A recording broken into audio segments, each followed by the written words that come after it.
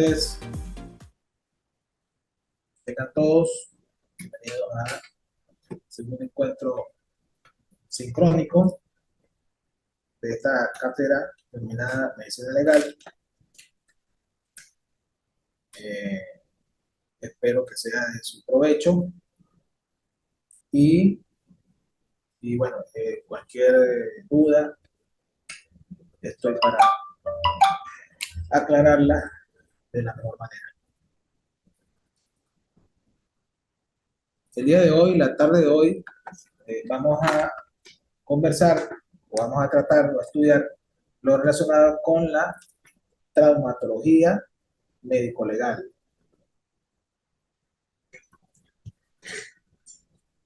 Como parte importante, eh, que forma parte del estudio de la medicina legal en el derecho penal, donde entra también el estudio forense, la medicina forense, la medicina legal y un poco también de la criminalística, eh, cuya unión de esas áreas forman un bastión importantísimo para la investigación penal, los delitos penales.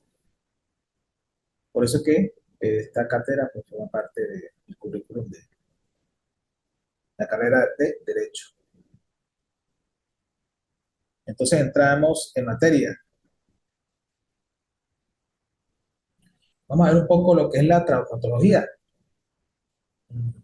¿Qué sería entonces la traumatología? Como una definición, se podría decir que es la rama de la medicina legal que se encarga pues, del estudio de los estados patológicos producidos en el cuerpo humano por efecto de la violencia ejercida sobre el mismo. Esos estados patológicos casi siempre se traducen eh, anatómicamente en un daño a la integridad corporal, ya sea de forma inmediata o mediata. Es decir, debe guardar relación el daño con la violencia ejercida sobre el cuerpo humano. En el sentido de que aquel debe producirse como consecuencia de la acción de la violencia. El daño producido en el cuerpo humano recibe el nombre de lesión, que fue la, el tema que vimos el pasado encuentro sincrónico, el tema que fue estudiado relacionado con las lesiones.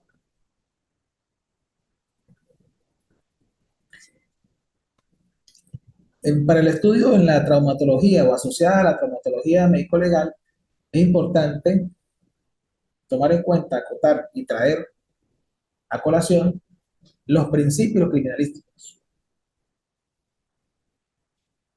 que son los más importantes para esta materia, para este tema de la traumatología, el principio de uso, el principio de producción y el principio de correspondencia de características. El principio de uso que indica que durante la comisión de un hecho punible siempre se utilizan agentes mecánicos, químicos, físicos y biológicos. En el principio de producción, asociado, también está íntimamente ligado al principio de uso, todos estos principios se relacionan e indica que durante la utilización de dichos agentes, ¿sí? Mecánicos, físicos, biológicos o químicos, se producen indicios, ¿sí? Se van a producir indicios materiales en gran variedad morfológica, ¿sí? De formas y estructuras que representan elementos reconstructores e identificadores del hecho que estamos investigando. Principio de correspondencia de características. Me indica que la acción dinámica de los agentes mecánicos vulnerantes, ¿sí? Hacia donde se dirige el, la producción, ¿sí? El golpe, del arma, el impacto del proyectil, el paso de la hoja metálica de corte, ¿sí? La acción dinámica de los agentes mecánicos vulnerantes sobre determinados cuerpos deja impresas sus características reproduciendo la figura de su cara que impacta. Es decir, si una sistema de seguridad es violentado, ¿sí? Es cortado, seccionado, un candado, ese candado tendrá unas marcas, las cuales fueron dejadas por el instrumento que cortó el candado, bien sea una sierra, bien sea una cegueta, un alicate. Eso corresponde al principio de correspondencia de características. Y criminalísticamente, pues vamos a estudiar eh, para poder relacionar el instrumento con que se cometió el delito con los daños ocasionados por las marcas dejadas por el instrumento, bien sea en el candado que fue violentado, bien sea en la herida producida en el cuerpo de la persona, en la lesión, si se trata de una herida por arma blanca, si se trata de una herida por arma de fuego, si se trata de una herida producida por un objeto contundente, etc. Entonces, las contusiones son lesiones traumáticas, ¿sí? Son traumatismos producidos por cuerpos que carecen de filo, son cuerpos romos, carecen de filo y punta. Es un objeto romo sin filo, que actúan por percusión, por presión, por fricción o por tracción. Sería bueno que ustedes puedan luego buscar por separado cada uno de esos elementos de esas palabras que les estoy diciendo. Percusión, presión, fricción o tracción. Entonces, a través de estas acciones, el objeto contundente carente de filo, pues puede ocasionar una solución de continuidad. ¿Y qué es una solución de continuidad? Una herida abierta. Puede ser un orificio, puede ser un corte, puede ser una rasgadura. Esa herida es de forma irregular, es anfractuosa. Tomen nota de esa palabra anfractuosa para que la busquen, de bordes contundidos y equimóticos. Los cuerpos contundentes que pueden clasificar en naturales, improvisados y artificiales. Los cuerpos contundentes naturales, pues son los constituidos por el cuerpo humano, como los puños, las uñas, los pies, el codo, el antebrazo, la rodilla, toda aquella parte del cuerpo que puede ser utilizada como un arma contundente contra otra persona. El puño, puñetazo. El pie, un puntapié, vulgarmente denominado patada. Todas esas acciones producen contusiones o golpes y daños en el cuerpo humano. Los improvisados son los que existen en la naturaleza, ¿verdad? Y que el hombre se ha encargado de utilizarlos como arma o objeto contundente. Por ejemplo, piedras, palos, cualquier objeto que pueda servir para producir una contusión o un golpe.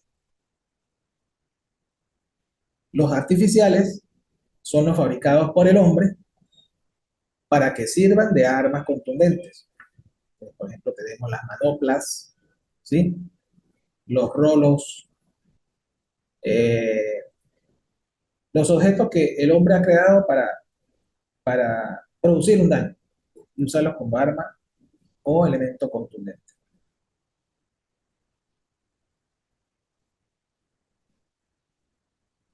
Ajá. Las contusiones tienen una clasificación. una clasificación simple y una clasificación compleja. En el caso de la simple, me voy a dirigir por acá a esta clasificación que encontré muy buena, que me habla de la clasificación contusión simple, escoriaciones, equimosis, derrames y heridas producidas por objeto contundente. Ahora tenemos la clasificación compleja, la que produce contusiones complejas. Puede ser arrancamiento, puede ser aplastamiento, puede ser mordedura, producida por los dientes, y la caída y precipitación. Vamos a hablar de cada una de ellas de manera detallada a continuación. Entonces vemos que la escoriación, bueno, la escoriación, según lo define la doctora Antonieta de Dominicis, una, eh, una personalidad en el campo de la medicina legal, ella indica lo siguiente, que la escoriación es una lesión superficial de la piel, que se caracteriza ¿por qué? Por el desprendimiento de los estratos cutáneos superficiales de la capa denominada epidermis. Nosotros tenemos dos capas en la piel, hasta tres. La epidermis es la primera capa, la que nos tocamos, epi, sobre. Esa es la epidermis. Luego viene la dermis, que es la que está luego de desprendida la epidermis. Y luego viene la endodermis. En este caso, la epidermis es la que está interesada o es la lesionada cuando hay una escoriación. Es lo que podemos denominar cuando vemos un vulgar aruñetazo. Entonces, ese tipo de escoriación o de lesión se produce a nivel de la superficial de la epidermis, donde se levanta la capa cutánea de la epidermis, no es profunda, ¿sí?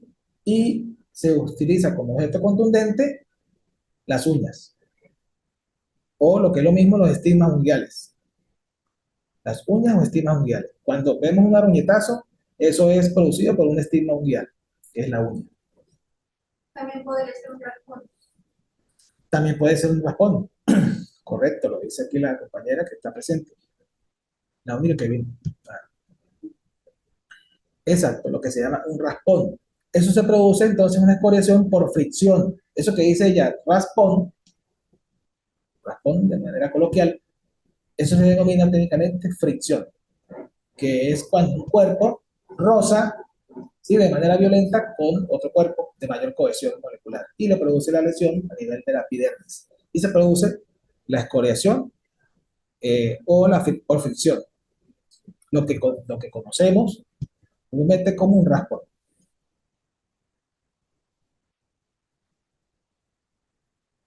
Muy bien.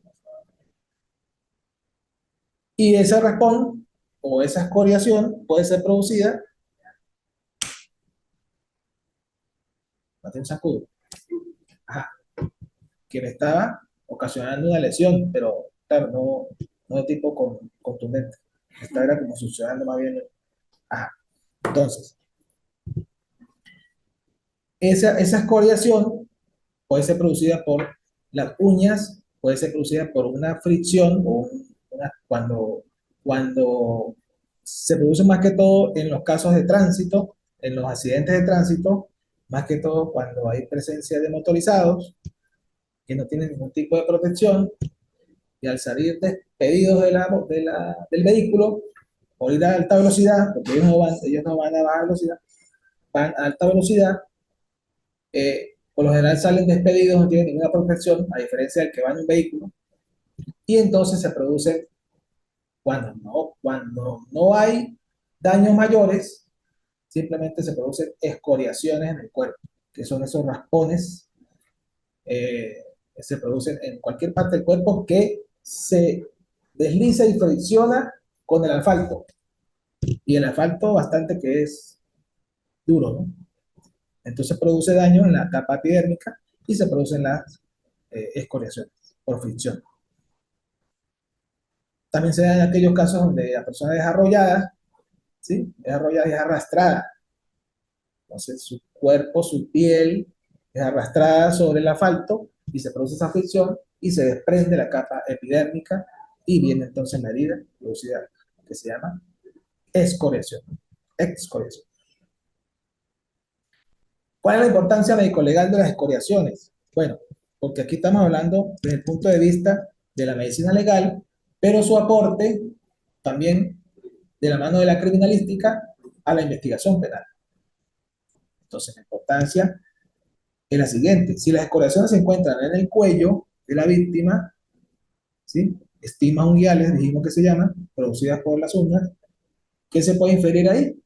Bueno, que el agresor trató de ocasionar una asfixia por estrangulación a la víctima. Se puede inferir. Si se encuentran esos estigmas unguiales alrededor de los orificios respiratorios, trató entonces de sofocarla, ¿verdad? Tapándole los orificios respiratorios para evitar la entrada de aire, de oxígeno. Si esa misma marca se encuentra en los miembros inferiores, se puede pensar o se puede inferir que fueron producidas por arrollamiento, entre otras cosas.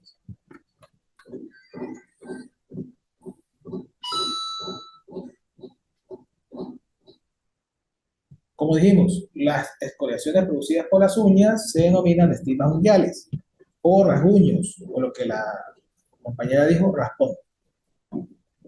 Otros agentes etiológicos de las escoriaciones se producen también por clavos, ¿sí? Un clavo puede producir una escoriación, un alambre de púa, quien no sea rasguñado con un alambre de púa.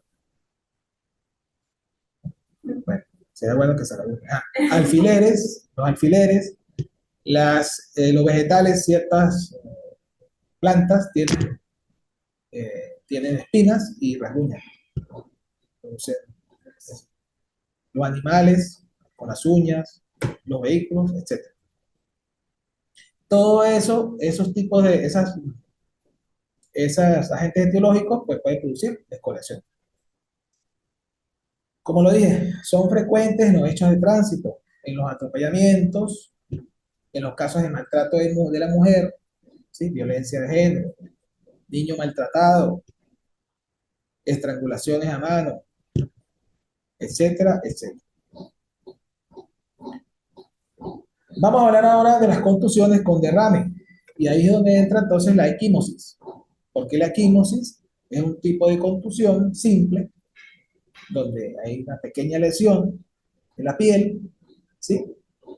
Que no es otra cosa sino una especie de algo que se asemeja a lo que se denomina como un pequeño morado, pero que no es un morado como tal. Esto es algo más leve. ¿Por qué se produce eso? Porque por efecto de la contusión, más que todo, se da mucho en los casos de violencia de género, cuando la mujer es maltratada a nivel del rostro, al recibir un golpe, bien sea por producto de un objeto contundente, con el puño cerrado o la mano abierta, puede producir una ruptura, ¿sí? A nivel interno de los vasos capilares, que están debajo de la epidermis.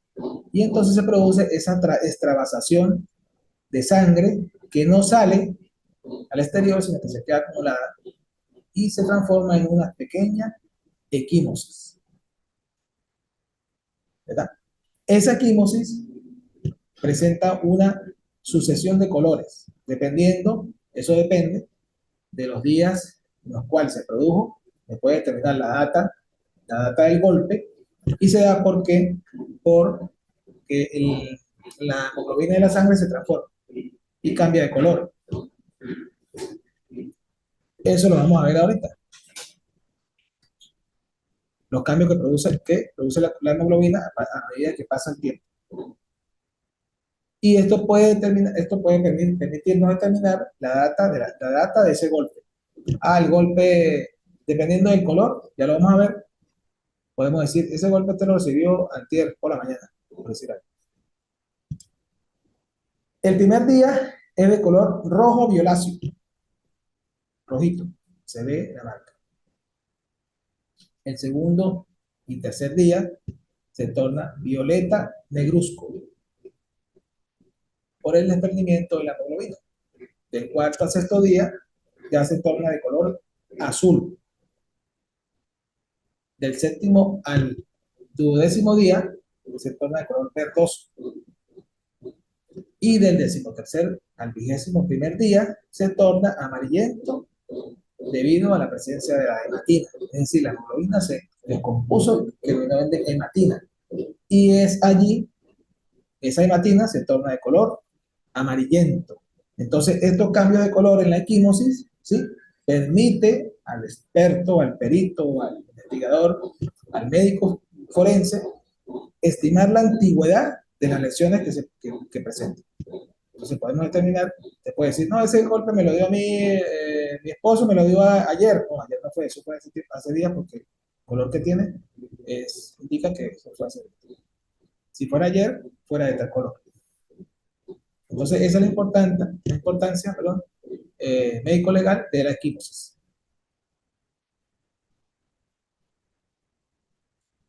¿Estamos bien? ¿Estamos Sí. ahí? Bueno. Bien. Ajá. Ahora vamos a hablar de las contusiones complejas. ¿Cuáles son las contusiones complejas? Bueno, ahí entran la mordedura producida por los dientes que realizan un mecanismo como una prensa. Es decir, los dientes pueden prensar, se puede sostener en los dientes algo y no se le cae. ¿Por qué? Está ese mecanismo de prensa. Y a su vez que prensa, tracciona.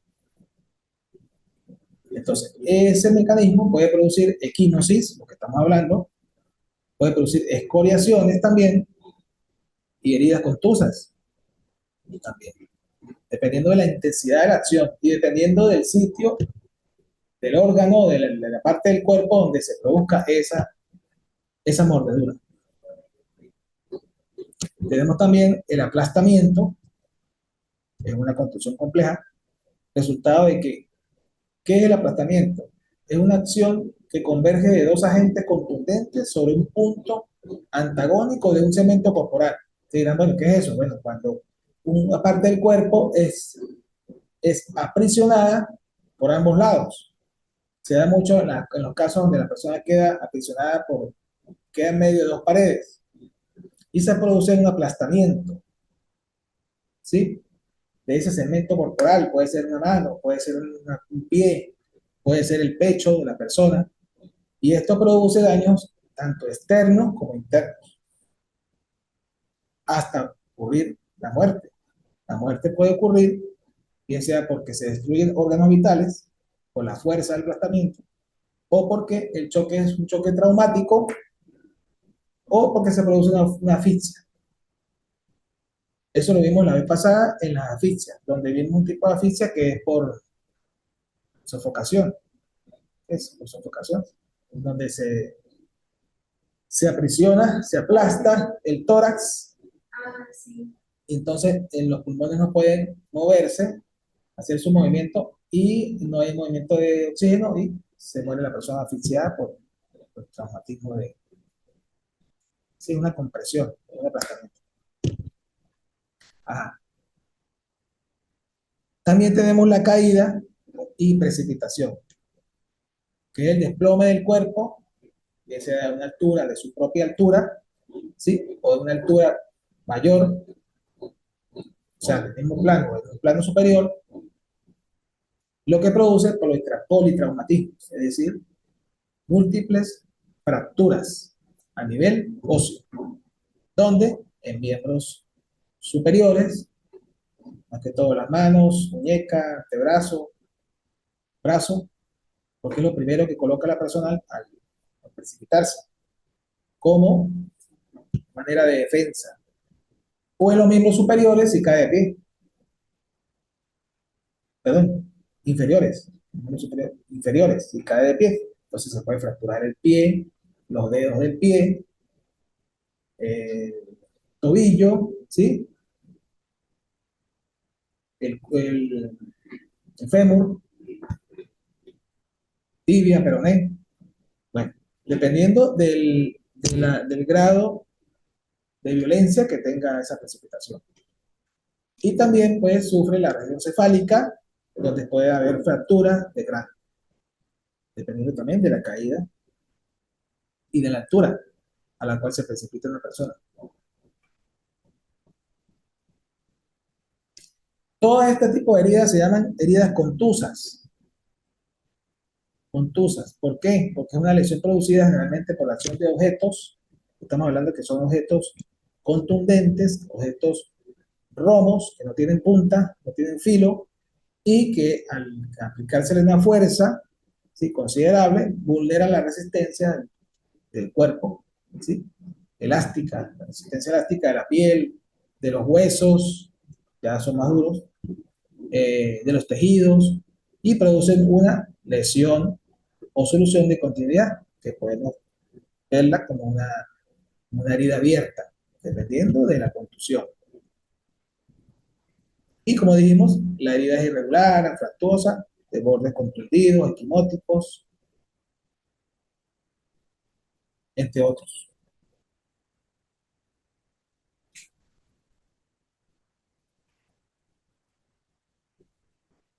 Uh-huh. También conseguimos, o se encuentra en la clasificación, los hematomas. Un hematoma es lo que denominamos vulgarmente un morado. Ay, tiene un morado. Bueno, ese morado se produce porque la sangre, o sea, el hematoma, rompe internamente, ¿sí?, los vasos capilares de sangre y ellos no salen. Esto es mayor que la equimosis. Esto sí es un golpe mayor. Y se forma como una bolsa y se torna de color morado, que es la sangre acumulada, que se extravasó pero no salió. ¿Sí? ¿Por qué? Porque se forma por el desprendimiento de la piel, de su adherencia en los planos profundos, debido a la ruptura de vasos de mayor calibre, que la equimosis. El hematoma hace relieve a diferencia de la equimosis y puede ser visible y palpable al tacto. La equimosis es más superficial, no se palpa al tacto. También el morado sí se torna palpable, se ve como un puntito.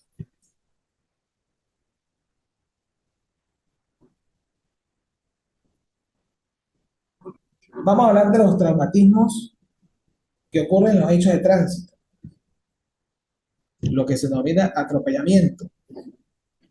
Entonces, vamos a ver que se clasifica o va a estar este atropellamiento, lo vamos a ver en varias fases. Va a haber un impacto primario, un impacto secundario, una caída, un arrastre y un aplastamiento. Veamos el impacto primario.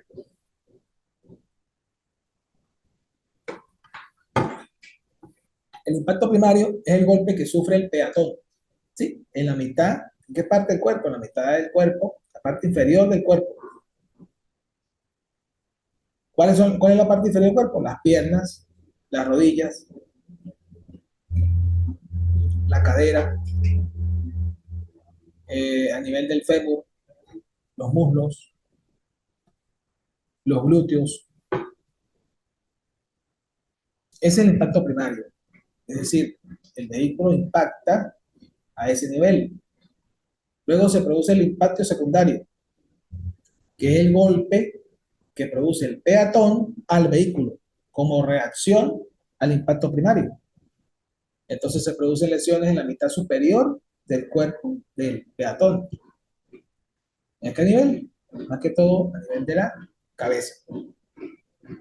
Porque al ser impactado por el vehículo, viene la reacción y él se precipita sobre el vehículo e impacta su parte superior con la región cefálica contra el vidrio, el parabrisas. Luego se produce la caída, que es la reacción. De la acción y de la reacción. Se produce lo que se denomina golpe contra golpe en la cabeza. Y el peatón sale disparado o expelido y cae en el suelo, en el asfalto y se golpea la región cefálica. Y ahí pueden producirse fracturas. Fractura de cráneo, dependiendo de la intensidad de la acción, de la violencia con que se produjo el traumatismo. Luego se produce el arrastre. Puede ser que el vehículo lo arrastre, ¿sí?, a la persona, y se producen entonces escoriaciones lineales en las partes expuestas. Las partes que son expuestas, entran en contacto con tanto el vehículo como con el piso o la carretera. Y también se puede producir el aplastamiento, que es cuando el vehículo arrolla, ¿sí?, o pasa por encima del peatón. Y podemos ver entonces marcas de llantas, ¿sí?, marcas de neumáticos, bien sea en el cuerpo, en la piel del peatón, en la ropa. También podemos ver desolladuras que no es otra cosa sino el desprendimiento de la dermis, la epidermis y la dermis, ya a mayor profundidad. Incluso podemos ver fracturas, dependiendo a nivel de las costillas, más que todo, o a nivel de la parte del cuerpo que haya tenido contacto que haya sido presionada por el vehículo al momento de pasar por encima del peatón.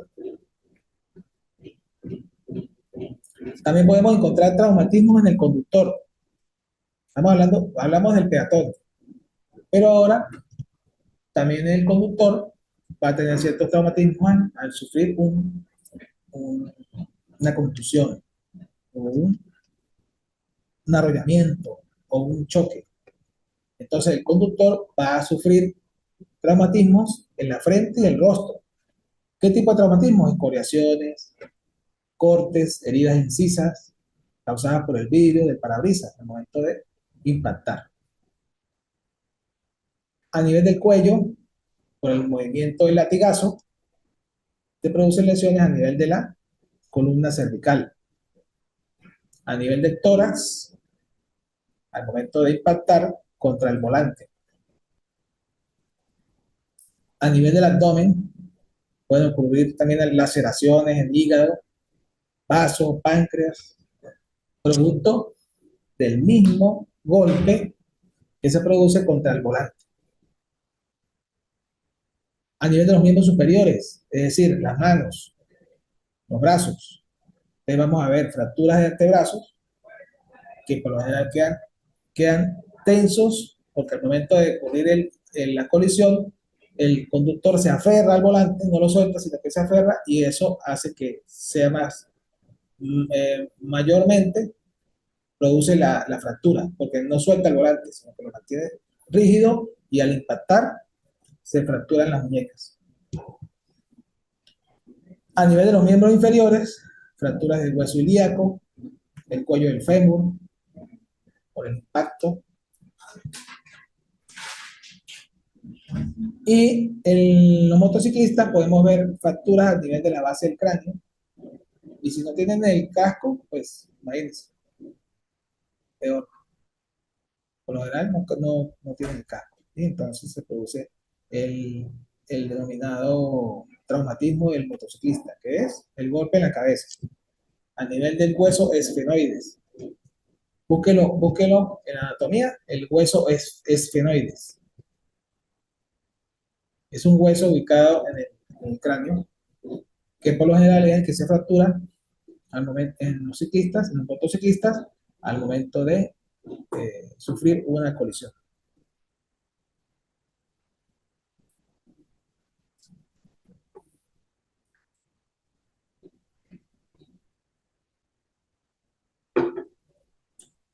Vamos a hablar ahora de las armas blancas.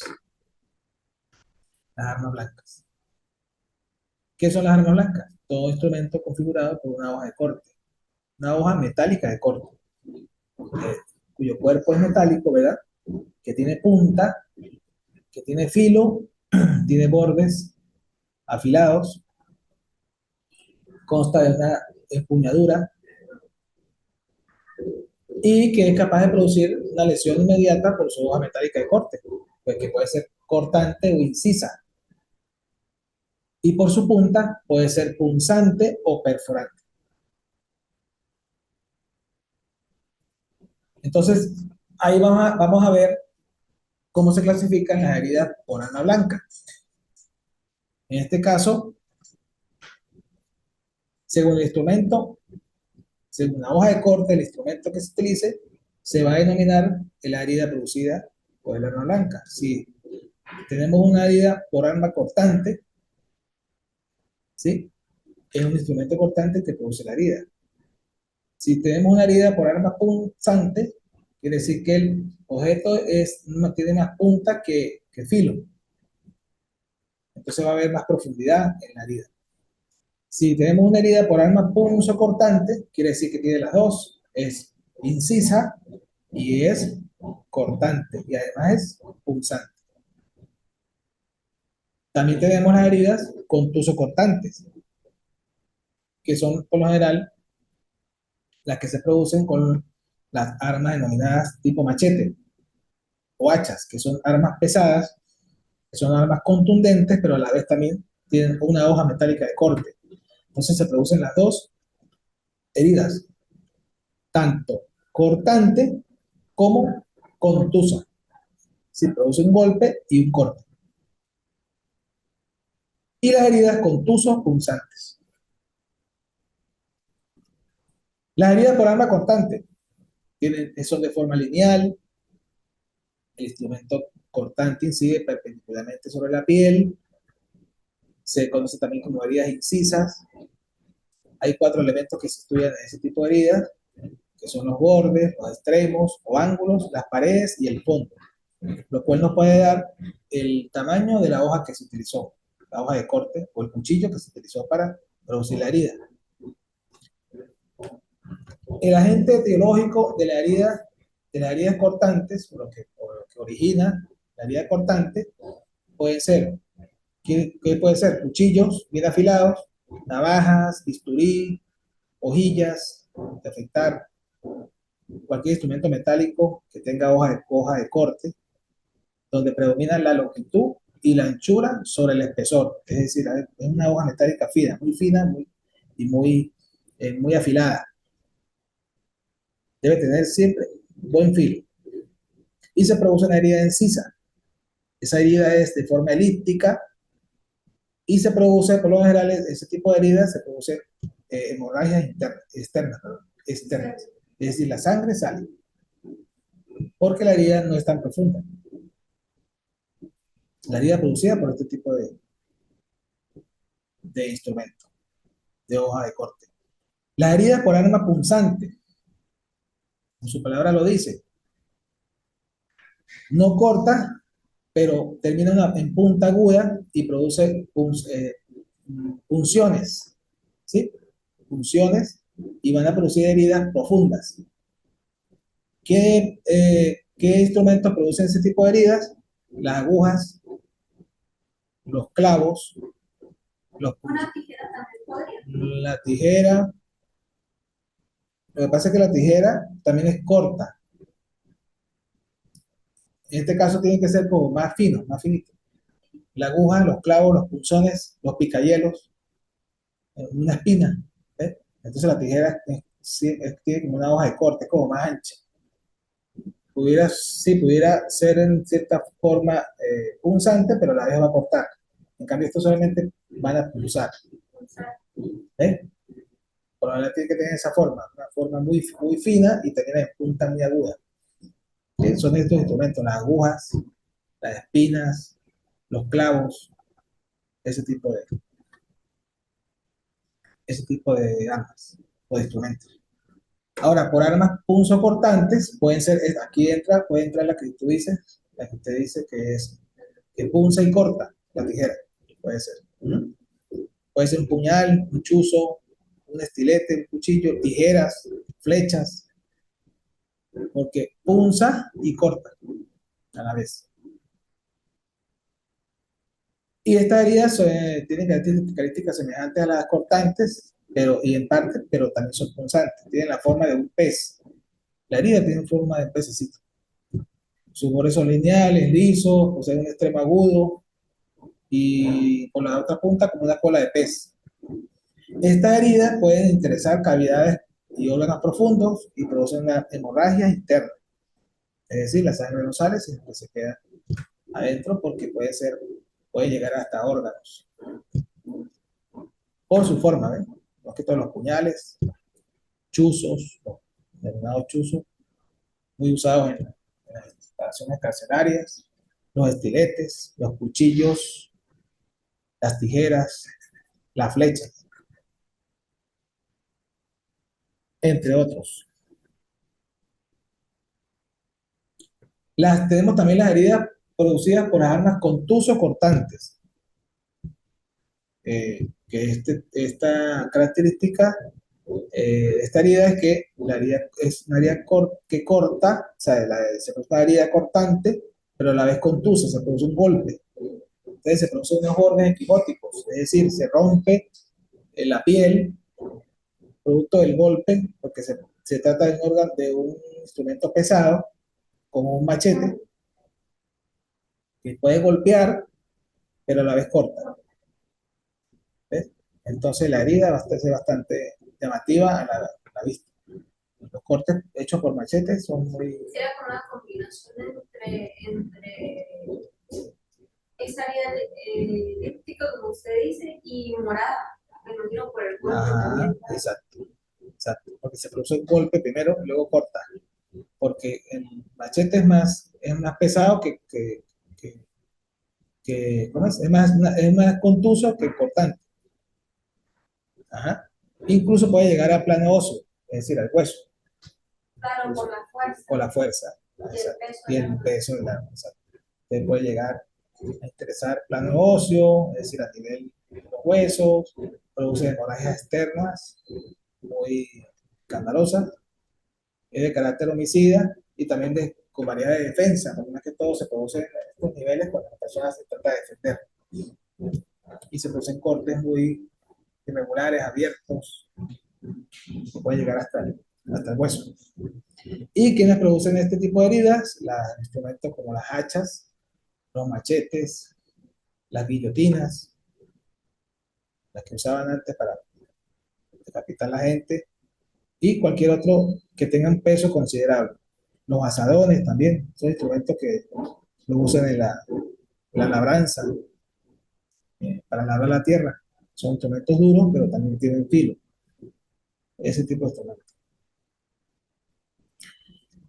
Hay otro tipo de herida que es la herida contuso punzante. Contuso punzante, es decir, en este caso no vamos a ver que sea cortante, sino que sea eh, punzante. Por lo general, este tipo de herida se produce en los toreros. Cuando, cuando, cuando son cogidos por el cuerno o el cacho del toro. Ese tipo de herida que produce ese cuerno es una herida contuso punzante, porque termina en punta, no tiene filo y la fuerza del animal. Ajá. Entonces vamos a ver una herida ahí, contuso punzante. En este caso no tiene filo y la forma es cilíndrico-cónica, ¿eh? De ese cacho. Y tiene un grosor considerable. Cilíndrico-cónica, ¿ah? La forma. Y actúan por un extremo o punta roma por medio de un mecanismo combinado de contusión por golpe y penetración. Sí, porque a veces la punta del cacho no está tan afilada, entonces ahí se produce una perforación, ¿ah? Exacto, más golpe, más. Y vienen dotados de una fuerza viva, que es la fuerza que imprime el animal para poder ingresar y atravesar los diferentes planos. Esas heridas son mortales. Entonces, ejemplo de esos instrumentos contusos punzantes, tenemos los cinceles, también pueden producir cinceles, las estacas, la punta de los paraguas, los bastones, los cuernos animales, etc.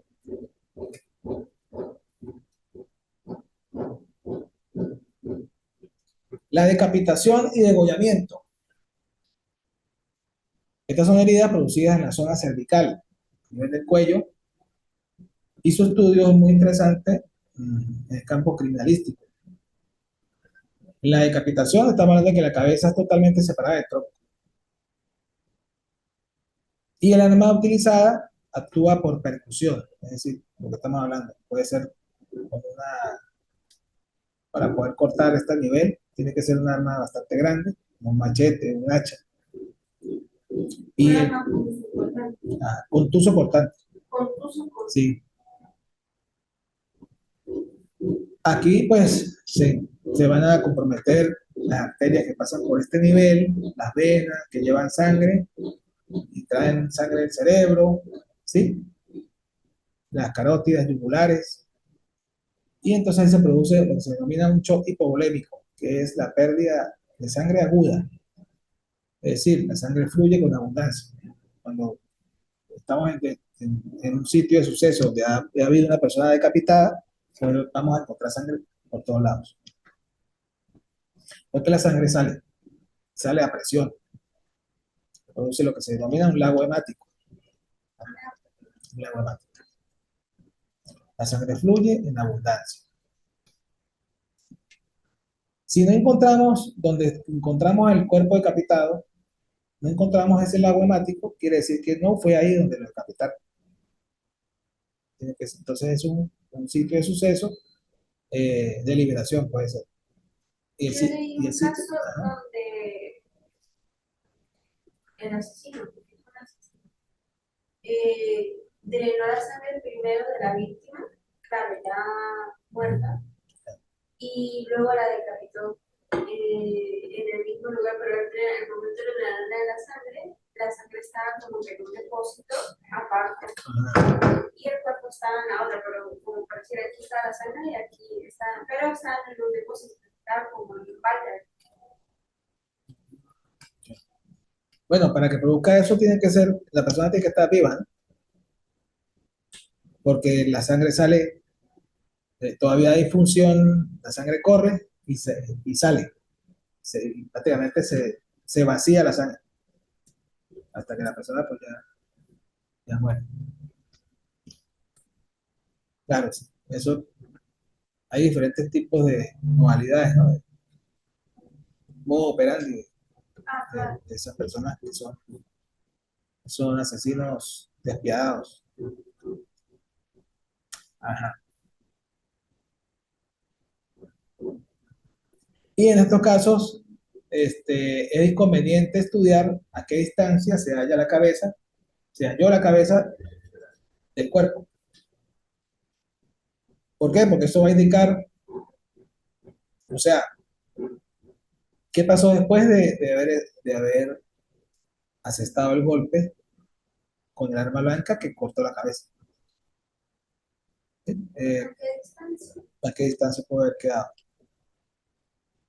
Porque de repente fue movida, o si quedó como la persona como la persona cortó la cabeza y así quedó. Entonces eso puede indicar a qué distancia se encontraba la persona que le cortó la cabeza. ¿Sí? Claro, dado también el estudio de la sangre, la cantidad de sangre que haya. Eso es importante. Y también tenemos entonces el degollamiento. Que el degollamiento, a diferencia de la decapitación, es que no hay desprendimiento total de la región cefálica del cuerpo, ¿verdad? Porque se produce entonces un corte o una herida incisa. Puede ser con un arma más pequeña, pero no, no contuso cortante, sino más bien cortante, donde se corta a nivel de esta región, ¿verdad? También hay abundante sangre, sustancia hemática, porque ahí pues se cortan las principales arterias y venas que pasan por el cuello, por la región cervical, ¿ya? Y eso pues hace que ocurra una hemorragia aguda. Eh,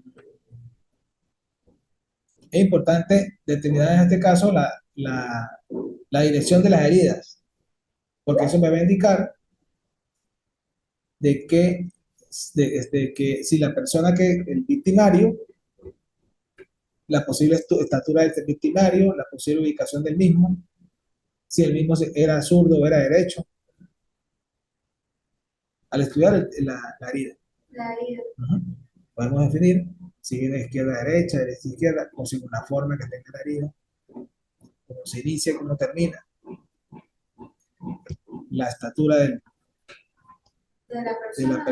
la persona del victimario, la ubicación del victimario, si estaba atrás, si estaba adelante.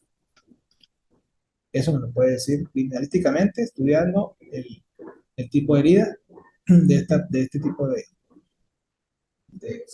de lesión o degollamiento.